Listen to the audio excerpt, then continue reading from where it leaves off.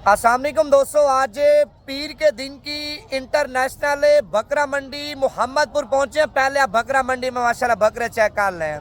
सुबह सुबह का टाइम है भाईजान, मंडी के अंदर इतना ज़्यादा माल आया है, मैं कहता हूँ आप माल देख के परेशान हो जाएंगे। अभी बकरा मंडी में बकरे, छतरे, बछड़े, हर किस्म का माल आ रहा है भाईजान। ये पंजाब की बड़ी मंडी है।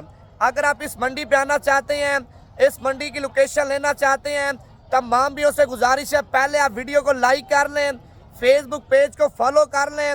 मजीद इससे भी अच्छी वीडियो और इससे भी अच्छे शौक आपको नवीद गोट फार्म की तरफ से कराएंगे। अपनी कुर्बानी के लिए माल लेना है या बेचने के लिए माल लेना है, मजदूरी वाला माल लेना है भाईजान, डेरा गाजी खान की मंडियां लाजमी करें, क्योंकि मुनासिब रेटों में बकरे, छतरे, बछड़े, हर किस्म का माल मिल रहा है।